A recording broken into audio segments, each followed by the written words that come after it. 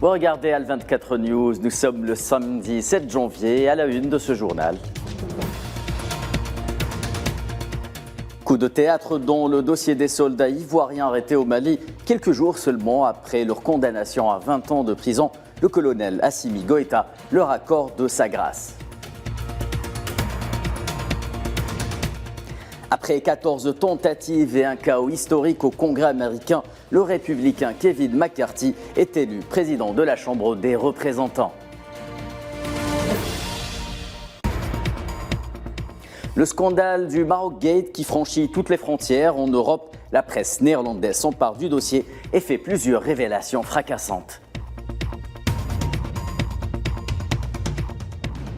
Enfin, la FAO qui publie les chiffres de l'inflation relatifs aux denrées alimentaires en 2022, plus 14% en une année seulement.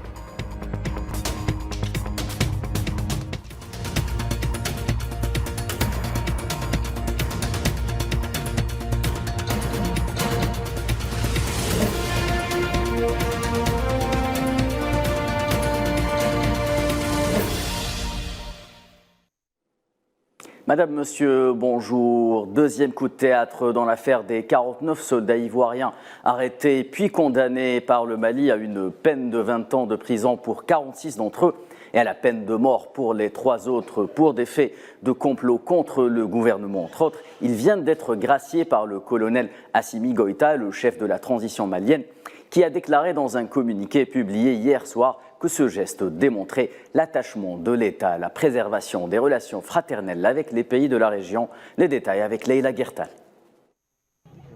Il s'agit en effet du deuxième coup de théâtre en moins de 2 semaines. L'affaire des 49 soldats ivoiriens n'a pas fini de faire de vagues entre condamnation à mort et des peines de 20 ans de prison.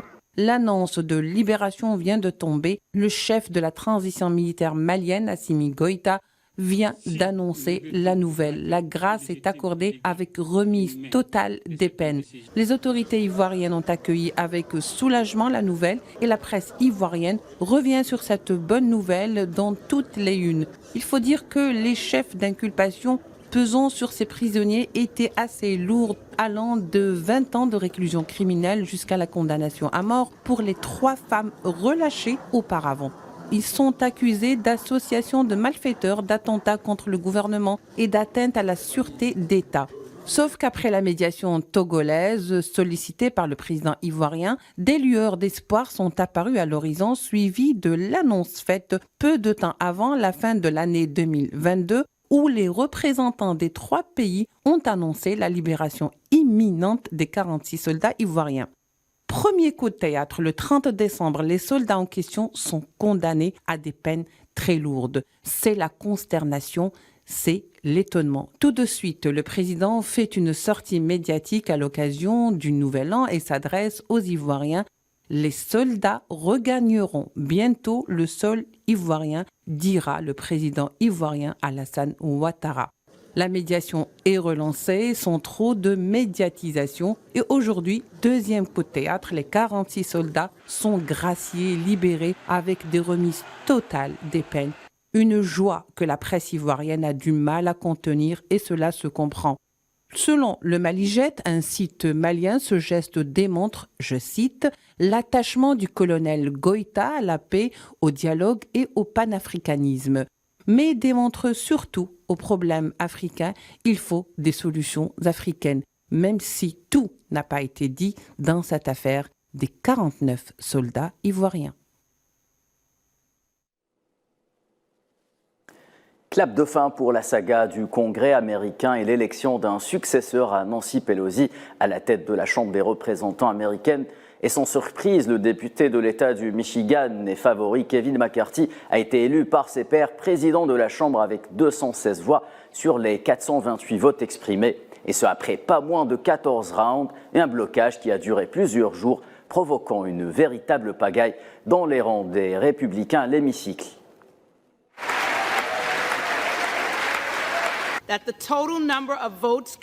Le nombre total de votes exprimés est de 428 et le député Kevin McCarthy du Michigan a recueilli 216 voix.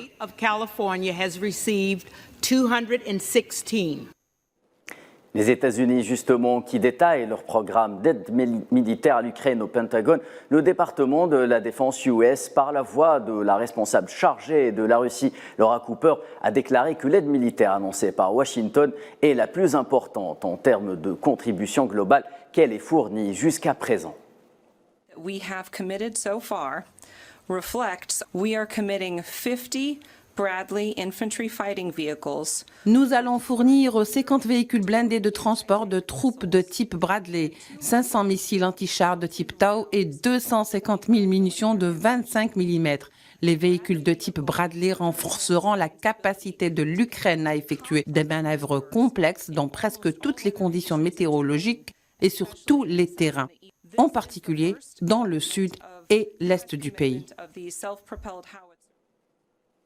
Dans l'actualité ukrainienne également et à la suite de l'entrée en vigueur du cessez-le-feu de 36 heures annoncé par le président russe Vladimir Poutine à l'occasion de la célébration du Noël orthodoxe, plusieurs violations de la trêve ont depuis été rapportées par des sources concordantes dans les régions le long de la ligne de front. Des tirs d'artillerie lourds ont été signalés à Bakhmout et à Kremina et dans d'autres endroits dans les régions de Donetsk mais également Lugansk.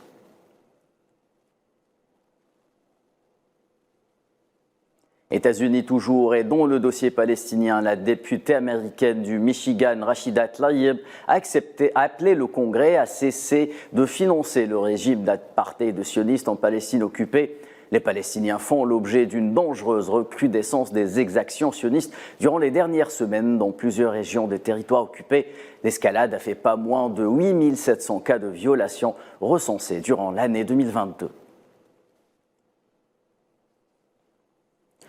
Symbole des provocations sionistes, la violation des lieux saints par le ministre de la Sécurité sioniste Ben Gvir a suscité l'indignation générale après la violation des lieux saints par la communauté internationale. Elle a condamné à l'unanimité à travers une réunion du Conseil de sécurité cette provocation considérée comme une grave entorse au statu quo historique qui régit la mosquée d'Al-Aqsa. Sofiane Baroudi. À l'initiative des Émirats arabes unis et de la République populaire de Chine, le Conseil de sécurité de l'ONU s'est réuni afin de débattre et de statuer sur l'incursion du ministre de la Sécurité sioniste Itamar Ben Gvir dans les lieux saints islamiques à El-Quds occupé. Ce pas, ressenti unanimement comme étant une provocation, a suscité une large indignation internationale. Le Conseil de sécurité de l'ONU a émis une condamnation et insisté sur la nécessité de défendre le statu quo historique régissant et protégeant les lieux saints islamiques et chrétiens.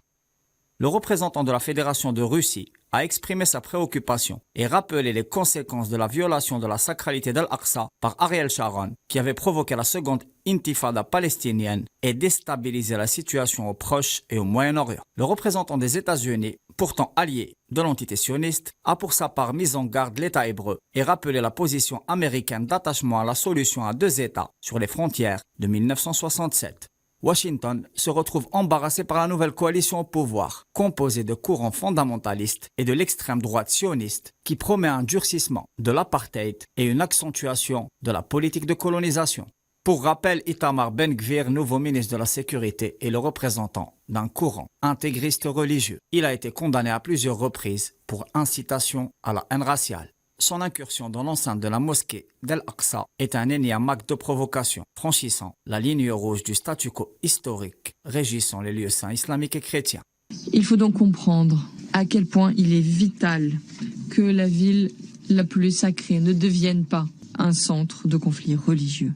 Dernièrement, l'Assemblée générale des Nations unies a demandé à la Cour pénale internationale d'examiner la situation coloniale en Palestine occupée, incarnée par la poursuite des violations récurrentes des droits du peuple palestinien. Cette victoire diplomatique de la cause palestinienne peine à masquer le fait que les quelques 200 résolutions adoptées par l'ONU ne soient pas contraignantes et demeurent non respectées par le régime d'occupation. Dans l'attente de la mise en place de vrais mécanismes de coercition internationaux permettant la protection effective du peuple palestinien qui continue de faire face quotidiennement aux pratiques criminelles de l'occupation sioniste. Et dans le registre des violations, le Maroc se distingue lui aussi tout particulièrement par le Marocgate. Le journal néerlandais NRC est longuement revenu sur ce scandale de corruption d'eurodéputés qui a lui aussi suscité une grande indignation internationale. Le titre de presse relate entre autres comment les hommes de main des services secrets marocains ont manipulé des militants néerlandais du RIF marocain afin de les dissuader de déposer une candidature pour le prix Sakharov au profit du détenu et figure du Hirak du RIF marocain Nasser Zefzafi, condamné depuis à 20 ans de prison par les autorités marocaines. Et les scandales au Maroc se suivent et se ressemblent. Ils touchent également les ministres du gouvernement Akhnouch. C'est le cas pour le ministre de la Justice Abdellatif Wahabi, accusé à la suite de révélations de fraude et de conflits d'intérêts d'avoir favorisé son fils à l'examen des avocats. Une manifestation a été organisée par des jeunes candidats à cet examen dans la ville de Fès pour exprimer leur colère face à cet énième acte de violation des droits les plus élémentaires du peuple marocain et demande la démission du ministre en question.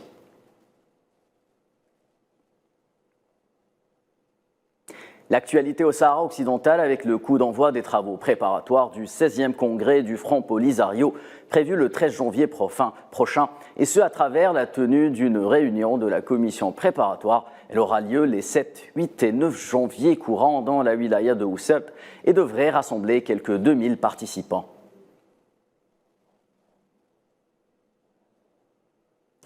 L'actualité continentale en Gambie et dans l'affaire du coup d'État présumé en décembre dernier, le gouvernement a annoncé dans un communiqué l'inculpation de 8 soldats pour trahison en lien avec une tentative de coup d'État. Pour rappel, 2 civils et un policier avaient déjà été inculpés par les autorités gambiennes mardi dernier pour le même chef d'inculpation.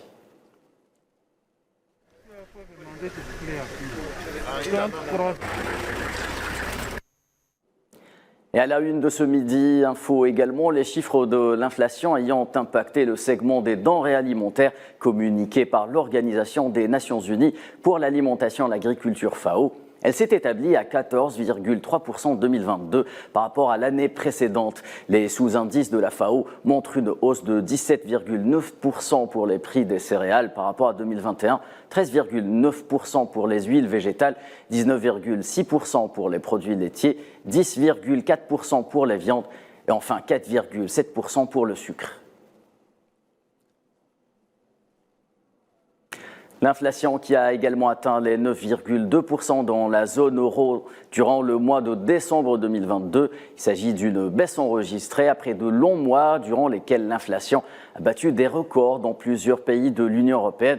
Elle s'est située à plus de 10% au mois de novembre dernier. La baisse en question est imputée à la stabilité qui marque actuellement les prix de l'énergie.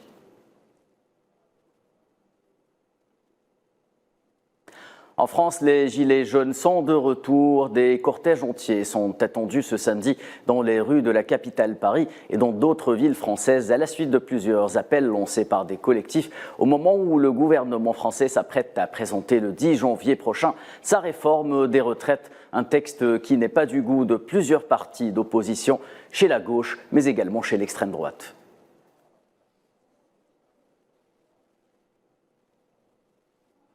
Et l'économie, c'est aussi de la logistique, une particularité que l'Algérie semble avoir bien cernée. Le processus d'intégration économique régionale prôné en Afrique est un projet qui passe notamment par le développement des postes frontaliers le long des frontières terrestres. Ces points de passage logistique revêtent aujourd'hui une importance capitale pour les entreprises nationales voulant proposer leurs produits à l'export vers des zones méridionales.